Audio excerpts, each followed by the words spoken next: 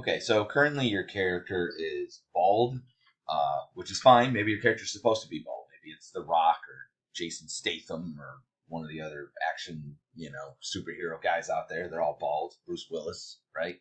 But if that's not the case, if your character's supposed to have hair, there's basically three primary ways that you'll see that people produce hair on a character.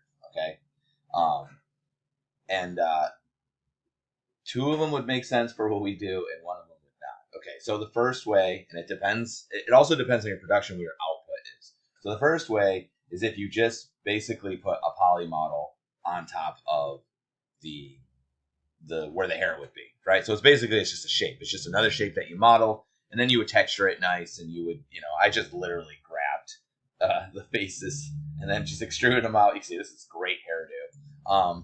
But you see this one. This isn't that unpopular. I think maybe like Fortnite probably uses some sort of method of this. A lot of cartoony characters will use this method. It's the most low poly method. It will be the quickest. So if you're doing something that's like for a mobile game, you'd probably want to use this method. Although mobile games have become much more dynamic than they used to be. But this is one method. So you would just, create a poly model of it. You could just literally take this, just duplicate it. And then you would just grab like the faces, which is what I did. Like so. Imagine I did a good job of that. And then just unselect the rest of it, delete. Then you just take that. And then you could use like the multi-cut tool. Poly modeling. There you go. Multi-cut tool and like cut your own edges of how you wanted it to be, kind of the thing. I didn't really do it on the previous one. Like that. And then you would just, get rid of the bits that you don't want. Like so. Oh, how did those not go? Come on. Get the face. You could do it. Sorry about that. Okay, we'll just imagine I did it. Okay. And then you just take it and extrude it, if you will. Right? So, something like that, right? And then from here, you can extrude other extra pieces or do whatever. All right? So that's the rough idea of it. So that's one way of doing it, and it would be in an appropriate way of doing it for depending on what your output is. Okay, so that's one method. Another method is this, where basically you use what I would call real hair.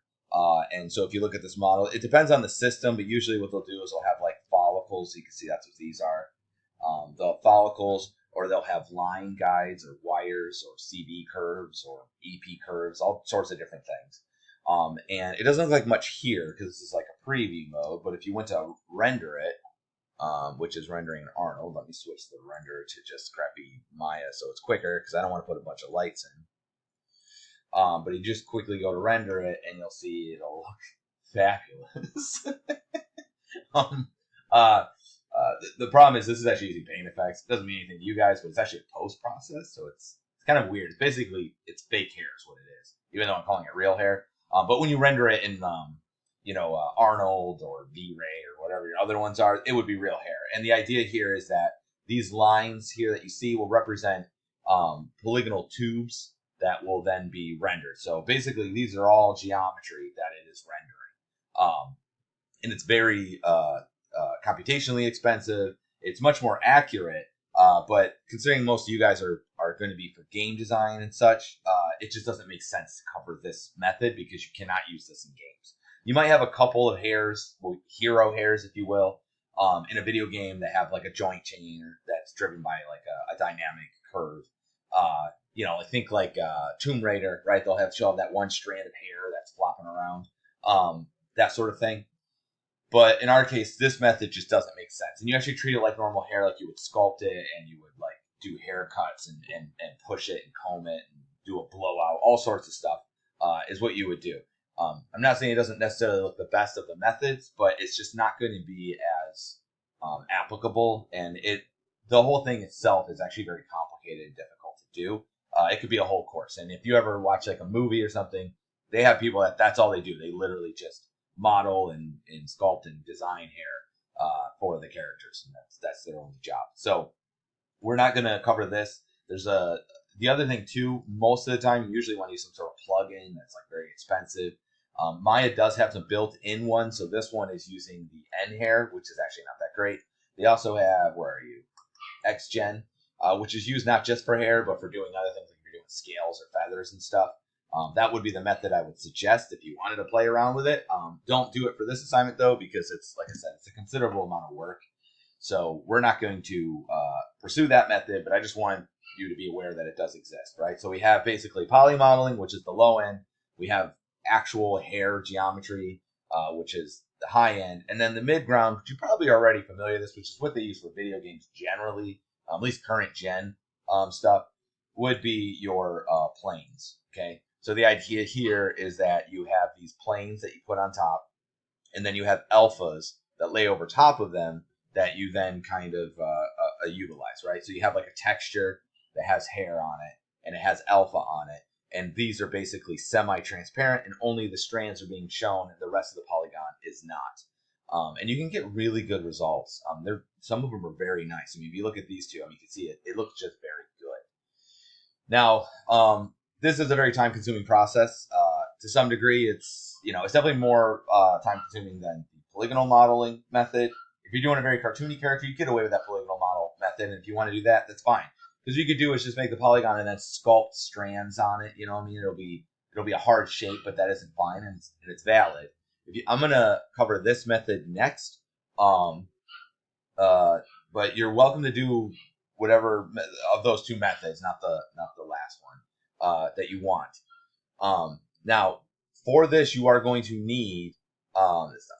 You're going to need to look up alphas of hair, and then you can kind of go from there. Okay, so if you just look up like hair alphas or short hair alpha, long hair alpha, curly hair alphas, you should be able to find some that you can just use if that's what you want to do. And then you would just bring those into Maya, and I will show you kind of how to go from there. You might need to paint your own texture for some of it to some degree, because what you're going to need is you're going to need an alpha and then a bump map or a normal map of it, and you would need the color or the diffuse, or what else do they call it? The colored version. Okay, so you really need 3 maps. You need one for transparency, one for color, and then one for the variation, the bumpiness of it, whether it be alpha or bump map. Okay, but you can generally, if you get the alphas, you can just make the other ones off of the alpha. If you find just the alpha, that's good enough. You can fake the other parts. You can either make them or use procedural texture or something like that. So I just want to kind of cover, those are the 3 basic ways. I'm going to show you how to do the planar method next, not the polygonal method and not this method. Polygonal method's more or less straightforward. You can probably figure that out on your own. You can probably figure out the other method on your own as well. I'm going to do that in the next video, though, just because I'm gonna make it in the next video. We'll make the textures, and then in the video afterwards, I will apply it. That way, if you're just gonna grab something, you can just grab something. It's not required for you to make the textures, just because of time constraints. I really just want you to get the face done in that part. You can make the hair whatever way is kind of quickest for you, and that you're happy with the results that you